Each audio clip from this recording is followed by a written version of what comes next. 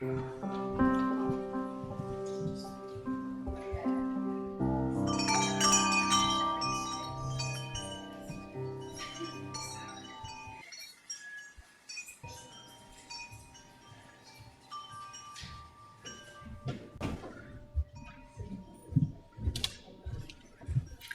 good morning. Welcome to the Unitarian Universalist Congregation of Danbury. If you haven't done so already, please silence your phones. My name is Nancy Tramontana. The last time I was here, I didn't need these, but now I do. So it's been a few years. Thank you, Nancy, for asking me to come in and do the welcome. So I've been a member of the congregation since 2005. I first came when we were not here. We were in the chapel on the campus of WestCon, and I took my daughter, who was 4. I took her across the street to the student center where she did RE. She thought it was fabulous. I thought it was fabulous that she thought it was fabulous. And I told Carl, and we signed the book in November, and here we are. So I've been involved over the years in so many facets of the congregation, and I've really gotten to know a lot of people, and it's just been a wonderful, wonderful 17 years. Yeah, 17 years. And I'm glad to be back today. So good to see everybody. So back to the glasses. The Unitarian Universalist Congregation of Danbury has been gathering for 200 years. And as we work to build a more just world, we respectfully acknowledge that our physical building is on the traditional land of the Paugussett people. I'm so glad that you're able to join us this morning because you are an essential part of our celebration today. Whether today is your first or your 1000th Sunday in our midst, in person or online, we are stronger because you are with us here. If you are new to our community and joining us online, we invite you to introduce yourself and where you are connecting from in the chat box as you are comfortable. At the conclusion of today's service, you will have the chance to participate in a breakout group for individual connections and deeper check-ins. If you are new and here in person, please fill out a visitor card at the table near the exit before you leave today. We are one people of many beliefs, many origins, sexualities, and genders. We are all growing, all learning, all loved. Just as you are welcome here. So there's one announcement that next Sunday, our DRE, Sierra Marie Jaffeo, will lead the service on There's No Wrong Way to Have a Body. Again, welcome to the UU Congregation of Danbury.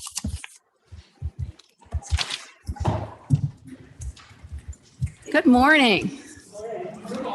Come in, come in. We are a small but mighty group this morning. It's summer, so people are traveling and people have company, but we know you are online with us as well. So we want to start this morning by just being grateful for the opportunity to be together, grateful to see each other's faces, to know that you are there with us online. So can we just take a moment, give those online a wave? This is the new thing we do because we want you to know that we know you are a part of us, even though we can't see you. And we are so glad that you are here. So if you're online, take a moment in the chat and say welcome to each other and express your gratitude for being part of this community online this morning. And here in our fellowship hall, take a moment now, look at each other, see who's here. Is there someone you haven't seen in a while? Let's take a moment to just express our gratitude for this community and say good morning to one another.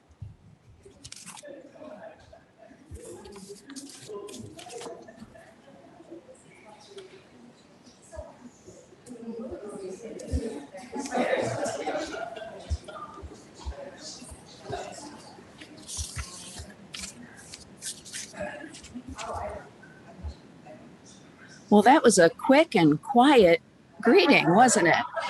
Wow, not at all what I expected.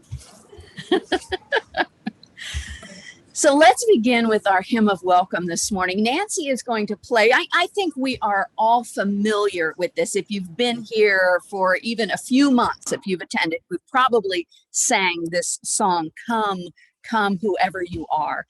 But Nancy is going to play it through for us one time, and then we're going to sing it a cappella, and we're going to sing it as a round.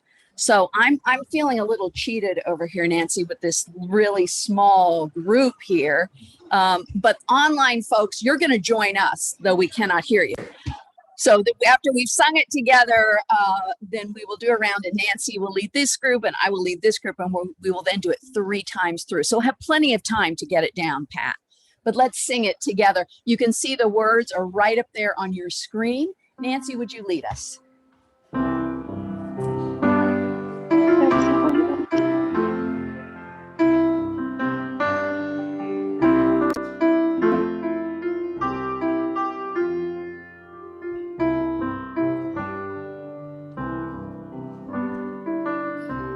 Let's sing it together.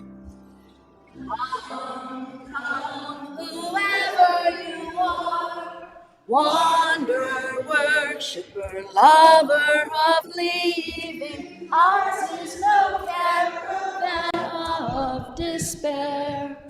Come, again, come. Okay, now let's do this around. We've got to work it out for us, as you can see. So online, you are going to join us in the second group. We're going to do it 3 times through, and we're going to, we can hear it, right? We're going to let Nancy's group. Here's our note. Come, whoever you are, whoever you are, waters no caravan, lovers standing, houses no caravan of despair. Come, whoever you are, wanderer, worship, whoever you're leading, waters no caravan, lovers standing, houses no caravan of despair. Come, whoever you are, wanderer, whoever you're leading, waters no caravan, lovers standing, houses no caravan of despair. Come, again, come.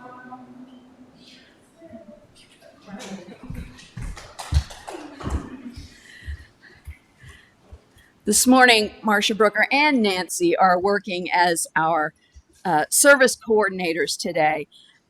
Nancy is also filling in as our musician today, and we thank her for taking on both of those roles. But Nancy, would you lead us in our chalice lighting this morning?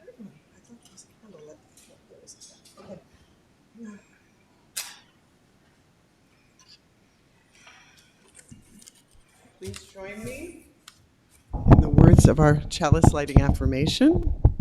Love is the spirit of this congregation, and justice is its light. This is our covenant, to dwell together in peace, to seek and speak the truth in love, to help one another and celebrate life.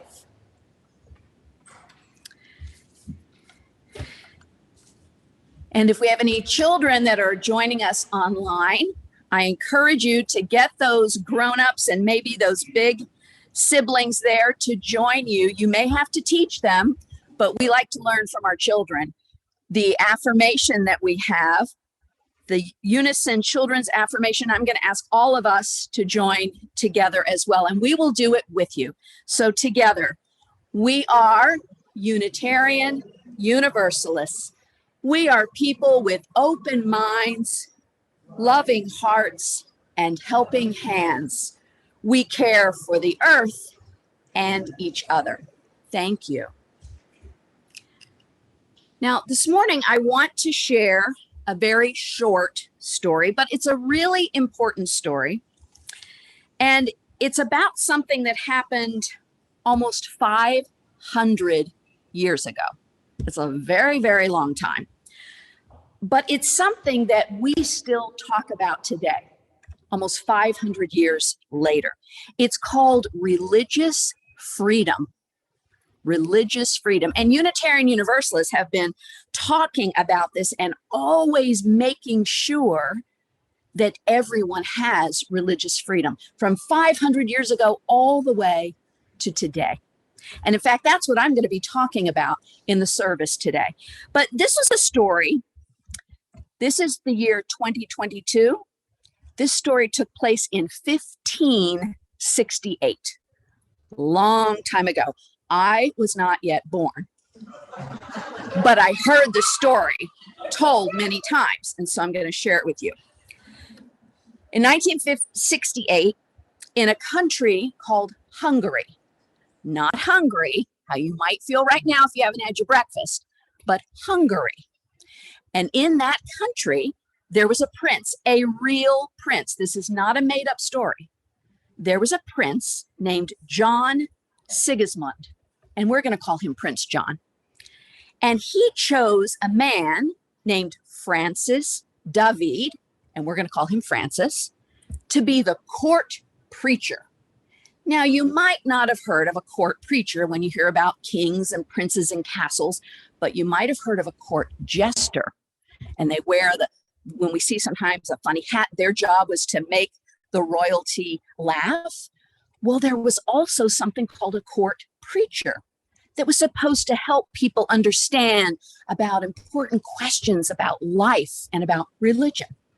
So Prince John decided Francis David was going to be the court preacher. The thing about Francis was that he had some very different thoughts about the Bible, about God, about Jesus. He was a Unitarian, and he started the Unitarian Church in Hungary almost 500 years ago. But he was so different from all of the other preachers and all of the other religious leaders. Prince John and preacher Francis believed that people should be able to talk about religious ideas. They should be able to share how they felt. They didn't have to all think alike. They didn't have to all worship or go to church or practice their religion the same way. They should be able to talk about it. They should be able to debate about it. Sometimes that means arguing, but it's done in a nice way. It should be. So Prince John said, that's it. We are going to have some people who think differently about religion come together, and we're going to have them debate and talk, because this is what we should be doing. We should be using our brains. We should be thinking about these things. And so they hosted this, and what came next? Dun, da, da, a royal proclamation. Yes, actually it was called an edict, and that means like a proclamation. It was the Edict of Torda. Prince John offered this Edict of Torda to everyone in the region. And it said, preachers can explain religion the way they want to, even if it is different from everyone else. And most importantly, they cannot be punished for it. They cannot be put in jail, and they cannot be threatened. This was the very first time that someone so powerful, like a prince, actually said there should be religious freedom. And that first person was a Unitarian. How lucky for us. This is a part of our history. And since then, Unitarian Universalists have been making sure that people today still have religious freedom. The freedom to decide for themselves what religion means to them. The freedom to make choices about their lives for themselves. Prince John and preacher Francis lived so long ago, but they did something so special. They taught us how important it is to stand up for freedom. It's part of what it means to be a Unitarian Universalist. And it's what it means to be a part of this congregation. We are so glad that you are part of this congregation. And I thank you for listening to this morning's story.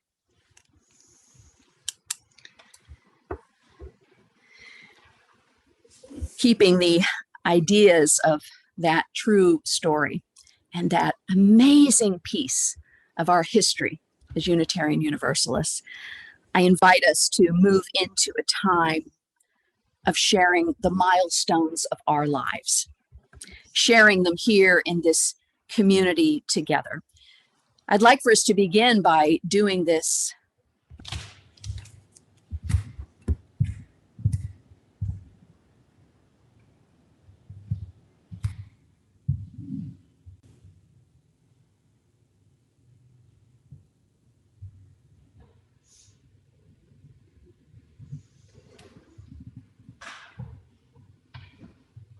I invite you to join me in another moment of silence. And this time, let this be a silent time of reflection, reflecting on what has been shared here, on what you have on your heart today. Let us celebrate the births, the impending births, the birthdays. Let us grieve and have compassion for those who are remembering loss, who are new to this idea of loss. And let us celebrate a community where we can share fully our whole selves with one another. Join me in the silence.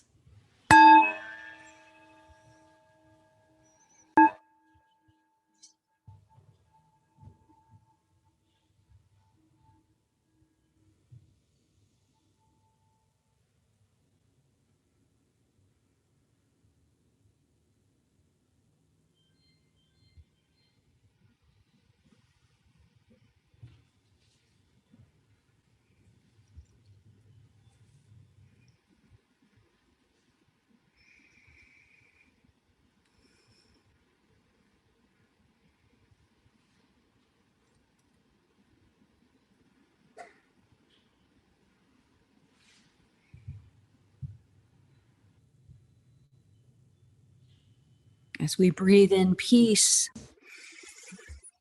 and we breathe out love, we know we are creating beloved community.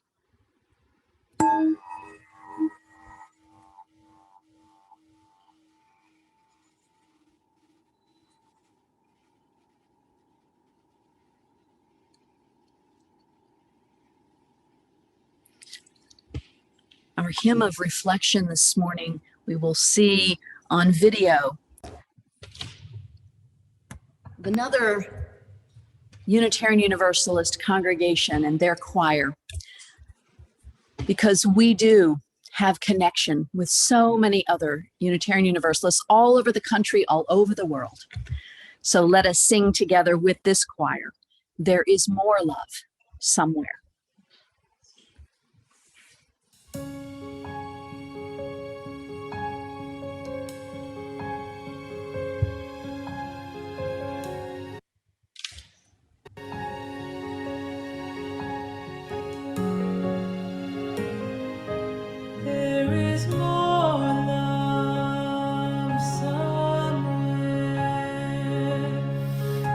There is more hope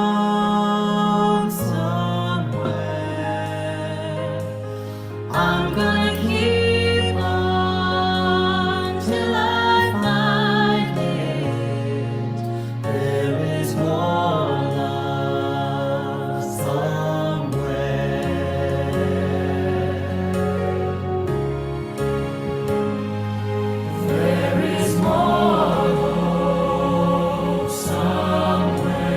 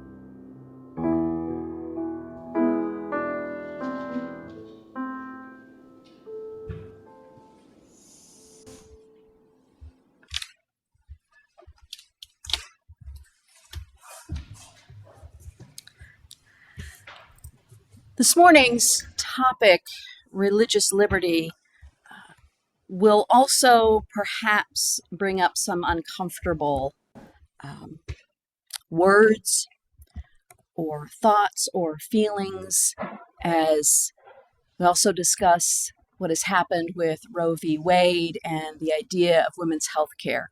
So I want to let you know that now, and I want you to take care of yourself.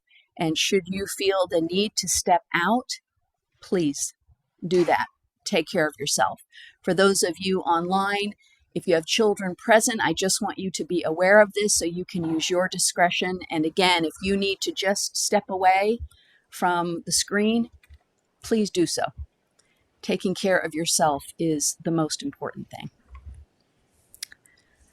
My Unitarian Universalist colleague from the DC area, Rob Keithan, once stood before one of the congregations I was serving. I had invited him to speak because he did a lot of work and still continues to do a lot of work around reproductive justice.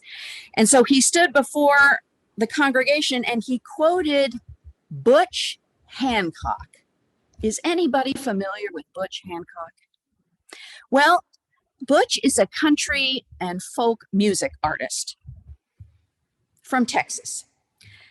And he quoted Butch as saying, "Life in Lubbock, Texas taught me two things. One is that God loves you and you're gonna go to hell. The other is that sex is the most awful, filthy thing on earth, and you should save it for someone you love." Now, as you might imagine, that quote was rather unexpected for my congregation. But I'm going to admit to you that, like Reverend Keithan, I love that quote. I love it because it sums up our country's maladjusted relationship with religion and sexuality. Unfortunately, Texas is not the only place where you might learn or hear those sentiments. I'm an Oklahoma girl, so I can tell you that for true. For over 2 years, on most Saturday mornings, 7:30 in the morning, I stood outside the doors of a women's clinic in New Jersey as a volunteer sidewalk escort. A clinic where a variety of women's reproductive health care is safe and accessible, including abortions. A clinic where the majority of the patients are women of color. The majority of patients come from low-income households. Now, we typically had a crew of 10 volunteers every Saturday. They came from New York. They came from all over the state of New Jersey, mostly women, but a few men, all ages, all walks of life, all religious backgrounds. And the 10 of us wearing bright pink or yellow vests that would identify us as volunteer clinic escorts. We were called death scorts by the anti-choice protesters. They loved to call us that. We were often compared to Hitler. We were told that we were evil from the pits of hell, that we had blood on our hands. Protesters also said that we only cared about money, which is interesting because we were all volunteers. They said we hate God, we'll burn in hell if we don't repent. And I can't accurately describe for you without profanity how strong the temptation was to respond. But as volunteer escorts, we all agreed that we would not engage. As difficult as that was, we would not engage with the hatred and the intimidation. We could handle it. But the patients and their companions really bore the brunt of the vitriol. Some patients, I will tell you, were so young that it would break our hearts. Some had miscarried. Some came with their mothers holding their hands. They all had stories. They all had taken time to make one of the most difficult and important choices of their life. Protesters would approach from a block away, and they would approach as patients made their way from parking their car down the sidewalk to the clinic doors. Patients were also followed to their cars when they left the clinic. They had phone and video cameras pushed into their faces. We escorts would do our best to shield them. We would create a physical bubble because sometimes you would have multiple patients coming at the same time, one in front, one in back, and one on either side, and with our arms. And we would walk as a bubble, shielding the patient and their companion from these protesters. We would even step in front, but we had to be careful not to make any physical contact. But we would step in front of the protesters as they called these patients killers, sinners, Satan. There was even a day when the protesters got really creative. And they brought helium-filled balloons, just a few, and they wrote on those, "Don't kill," or "Repent," with very long string. And they floated the balloons up to the second floor waiting room where there were windows, where all the patients had to wait. So they floated the balloons up so that all the patients could see. Don't kill, repent. But the amazing healthcare workers who cared too much for their patients to allow this to continue, they simply went over, opened the window, took their scissors out of their pocket, snip, snip, snip, snipped all the balloons. That was a highlight. They knew, just as I knew, just as you know. The women coming to the clinic have a right. They have a right to a legal, safe abortion. They have a right to contraception. They have a right to reproductive justice. Now, scenes of protesters harassing and intimidating and even threatening patients and workers and escorts, it happens all over the country. No matter whether you're in a so-called blue state or red state, it happens. It happens from the need for buffer zones that keep protesters at a safe distance. And that idea was created in response to attacks in 1994 when people were actually gunned down at a reproductive health clinic, to budgets for family planning clinics that provide information and counseling on reproductive choices, cancer screenings, and more. Scenes that continue to happen today in some places, and yet no longer happen at all in 7 states.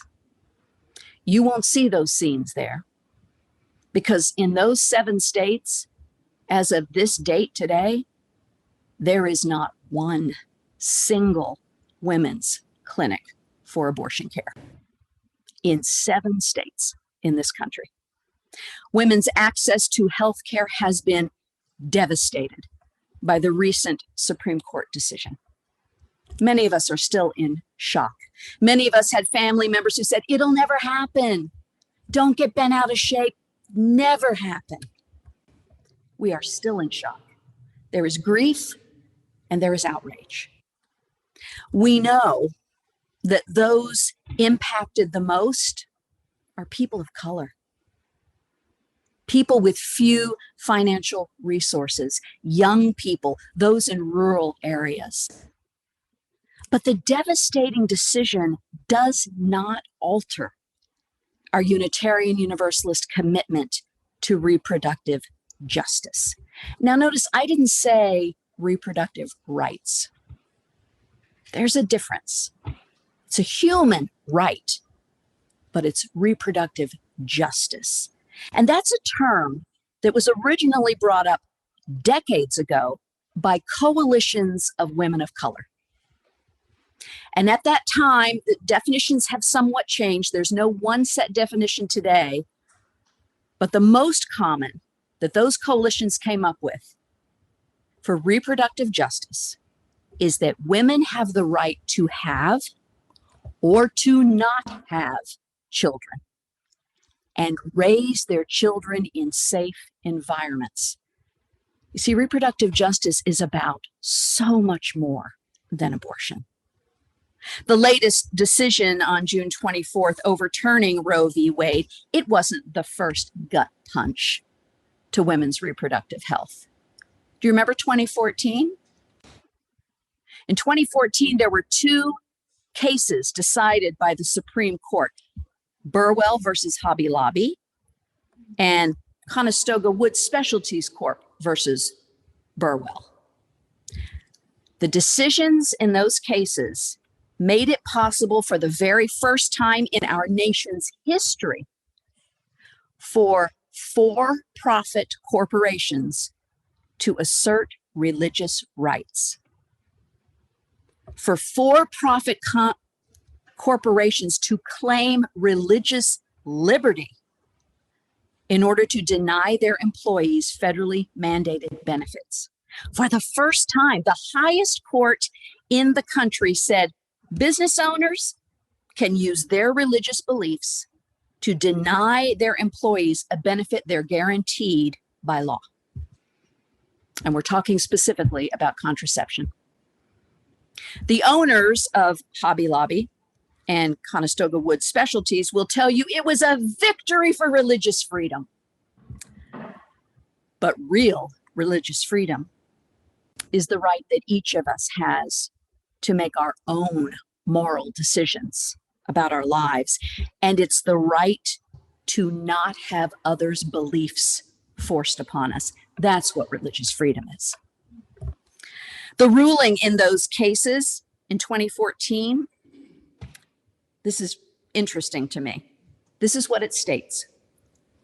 Closely held corporations don't have to provide health coverage if it violates the corporation's religious beliefs.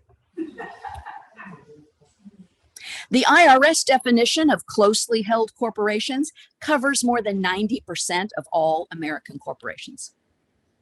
And more than half of all Americans work for closely held corporations.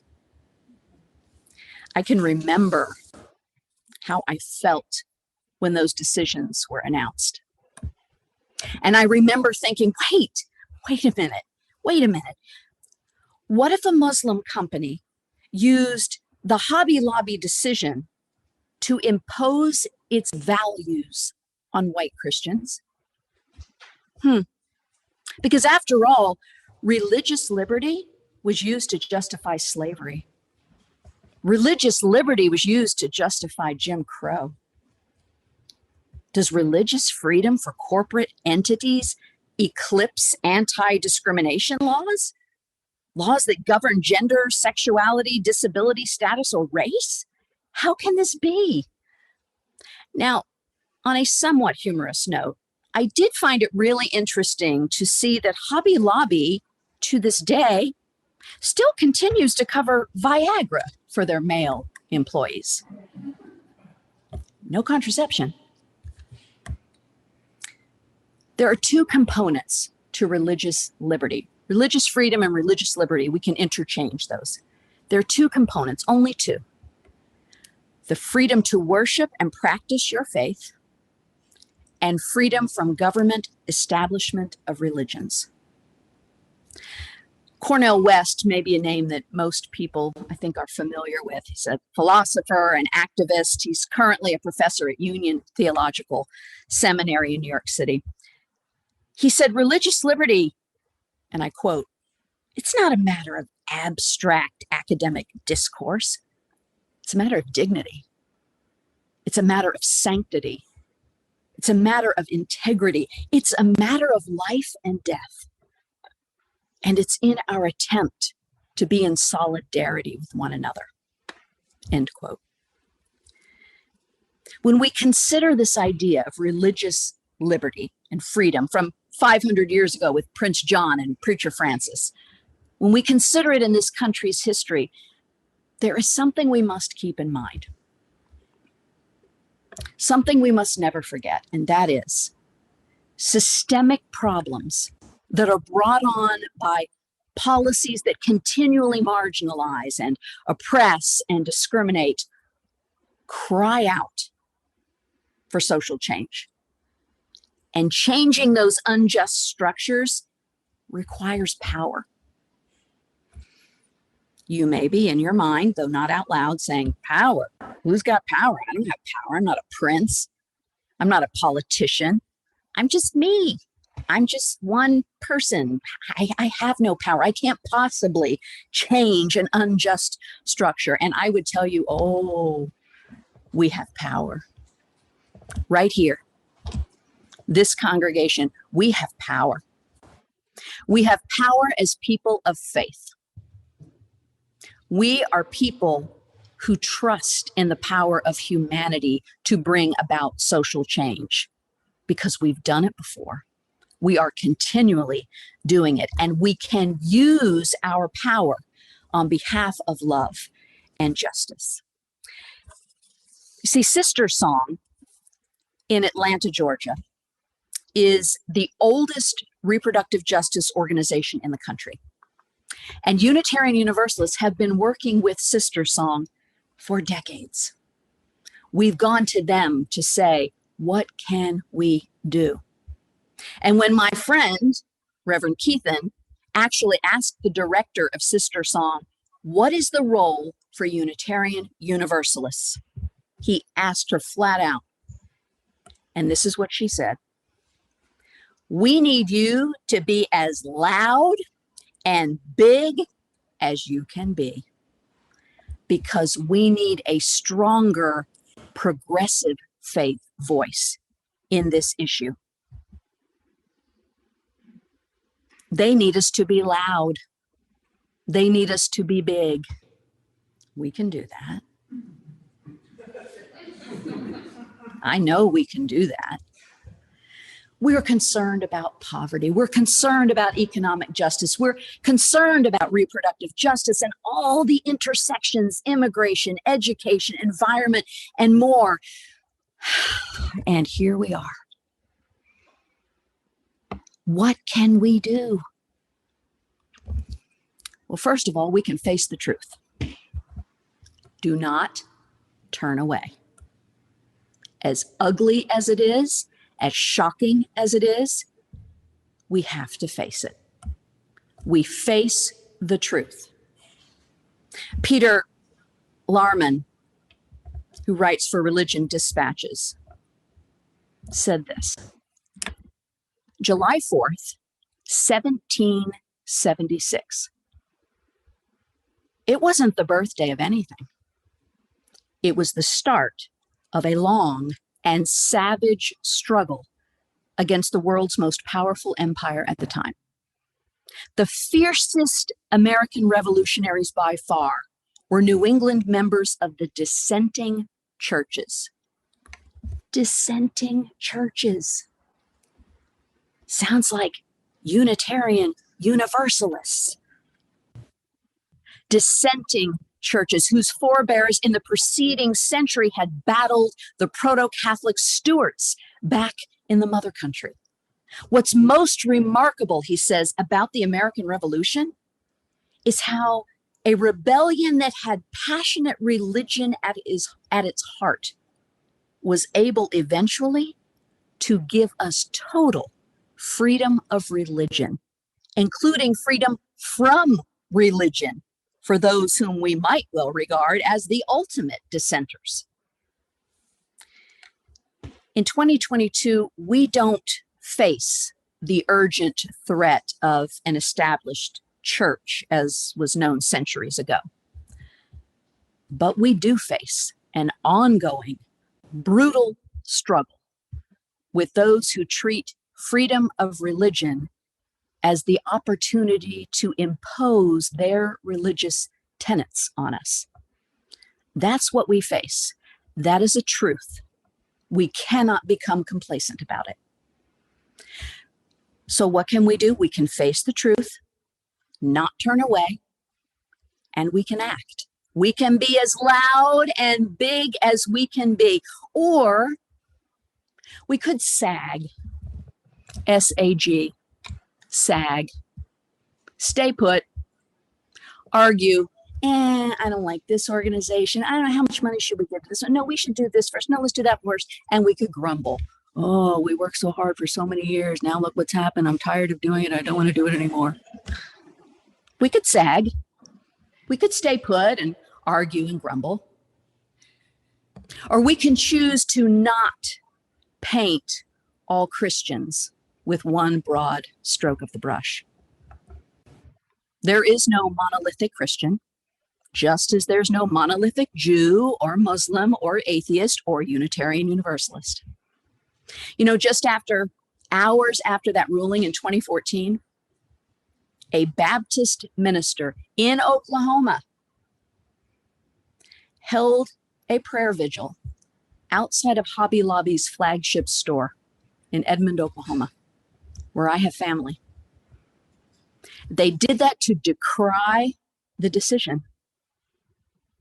That pastor said Hobby Lobby employees are now going to have difficulty accessing health care they need to responsibly plan for their families' futures. There are many of us, Baptists as well as others, who believe that religious liberty rights are something inviolable for individuals, not for corporations. A Baptist minister. He said the right of religious liberty is a fundamental human right. Corporations are legal constructs. They're not human beings. Amen. During the run-up to last week's resounding no vote in Kansas, thank you, Kansas, that vote on the constitutional amendment that would remove any hint of abortion rights in the state's constitution, there was a Presbyterian church in that state that displayed a sign that read, Jesus trusted women, so do we. That sign was likely an allusion to the Trust Women motto of the famous Kansas abortion provider, Dr. George Tiller. Dr. Tiller, who in 2009 was assassinated in the foyer of the church in which he was serving as an usher. We can choose to reach out and work alongside others who may hold very different theologies from us. Or we could sag. When I was mentioning to someone where I live in Heritage Village in Southbury, how distraught I was over the recent SCOTUS decision, she said, "What are you worried about? Connecticut's fine. We're okay." We are not okay if those in Oklahoma are not okay. We are not okay if those in Texas are not okay. We can support Unitarian Universalist congregations in states that are most impacted by the decision. States like Oklahoma, like Texas, like Florida, where 7 clergy members, sounds like a joke, 2 Christians, 3 Jewish, 1 Unitarian Universalist, and 1 Buddhist. They didn't walk into a bar. No, they are arguing in separate lawsuits that their ability as religious leaders to live and practice their religious faith is being violated by the state's new post-Roe abortion law. The law makes no exceptions for rape or incest. It was signed by Florida's governor in April in a Pentecostal church surrounded by anti-choice lawmakers, including Florida's House Speaker. These clergies religious liberty is being violated because they can no longer advise pregnant women who come to them without fear of being charged with a felony for counseling someone about abortion. As Unitarian Universalists, we have a very long history of advocating for reproductive justice. And since 1970, we have advocated for age-appropriate, medically accurate, comprehensive sexuality education. Many of you know it. We like to call it OWL, O-W-L. It stands for Our Whole Lives. We have been doing this since here in this congregation, I know both of my children went through it. How many of you have children that went through the OWL program? Several. We developed that program in collaboration with the United Church of Christ. We can work with others. We want to offer that program again. We've taken a hiatus. It's time. It's time for the children of this congregation and even the wider community to have this education. This is a part of reproductive justice. But guess what? We don't have enough teachers. We need people who are willing to be trained, who will be willing to teach our whole lives to the children of this community. They deserve that education. It's something we can do. We have choices to make. We have choices to make about what we will commit to do as a congregation, what we will commit to do to ensure religious liberty for all. You know, nearly 20 years ago, there's a peace activist and a minister by the name of Reverend William Sloane Coffin. And he said something interesting. Quote, "Had I but one wish for all the churches of America today, I think it would be that they come to see the difference between charity and justice. Charity is a matter of personal attribute. Justice is a matter of public policy. Charity seeks to alleviate the worst effects of injustice. Justice seeks to eliminate the causes of it. Charity in no way affects the status quo, which is why charity is so popular in middle-class churches, while justice leads inevitably to political confrontation." Whew. It's a little uncomfortable to hear that. I've shared his words in many congregations, many times, and I share them again today because I believe with every cell of my being that he speaks the truth. Martin Luther King Jr. said that he believed both charity and justice are necessary. I do too. On the one hand, King said we're called to play the Good Samaritan on life's roadside, but that will only be an initial act. True compassion is more than flinging a coin to a beggar. It comes to see that an edifice which produces beggars needs restructuring. That's justice. It's past time for us as a religious community, for those around us to gather together and use our power to create change. The reality is that religious people have the right to a public voice. They do, just like everyone else. Now, there's a critical difference between those who want laws that impose their faith on others and those who want laws that protect against religious coercion. Rabbi Dennis Ross is an amazing man. He's the director of Concerned Clergy for Choice in New York. And he reminds us that we have a duty. We have a duty to contribute to the national conversation. We think, we vote, we pay taxes, we write letters, we do all of those things. And while it is true that our congregation, just like every congregation, is prohibited from taking a partisan position or endorsing a particular political candidate. It is, however, our duty to take stands on important ethical issues of our time. I spoke about our history. I shared with you about Prince John. But we have a shadow side to our history that I hope we will never repeat. It was in the 19th century, the Unitarian history. It was one of the great sadnesses in our lineage. It was a time when Boston ministers and churches made a choice. They made a choice not to speak out against slavery. Not one would speak out, with one exception. Theodore Parker. Theodore Parker was a Unitarian minister. He's said to have kept a gun in his desk drawer, just in case he needed to defend any escaped slave. All the elite Unitarian churches in Boston turned their backs on Parker. Their financial resources were bound up in the slave trade. That's a truth we must face.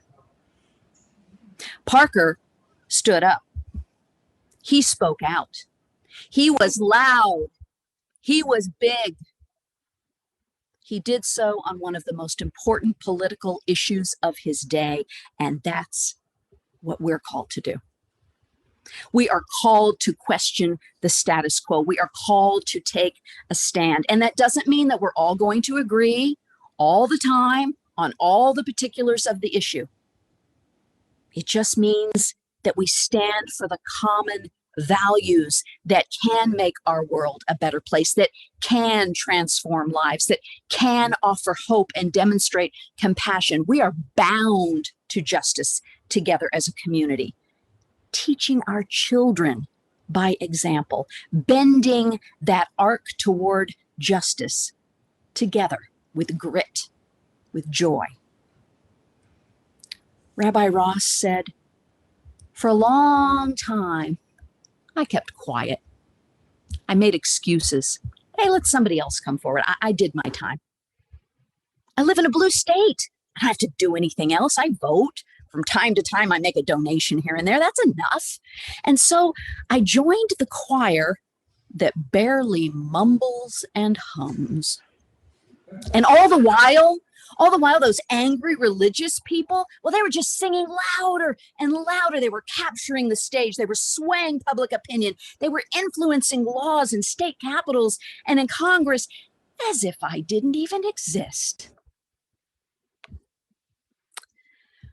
We have to eliminate the causes of injustice by working together for social change.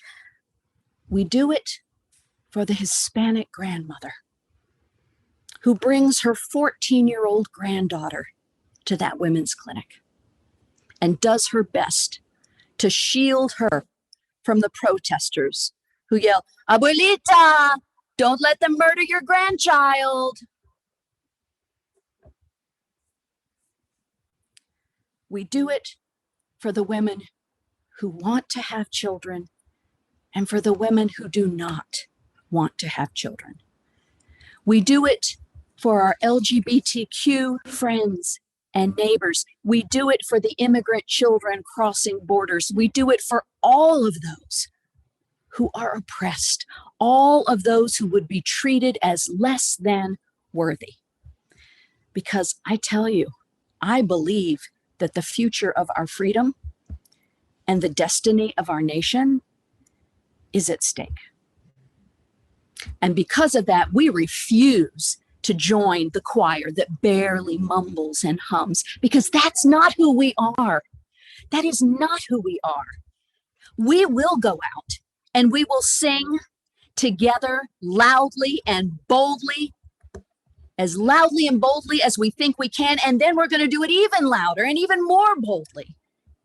And we will claim religious liberty for all. May it be so.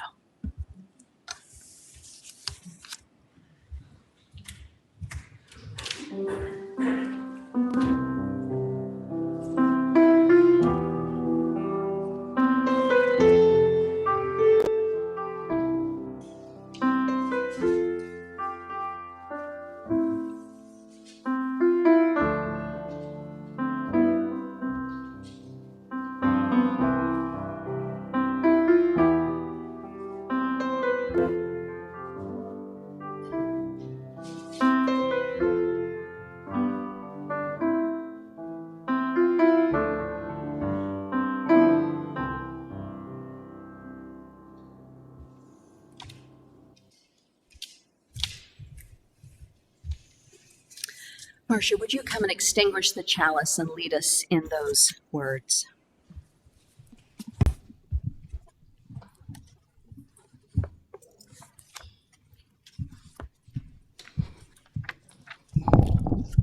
Excuse me. Please join me as we extinguish the chalice.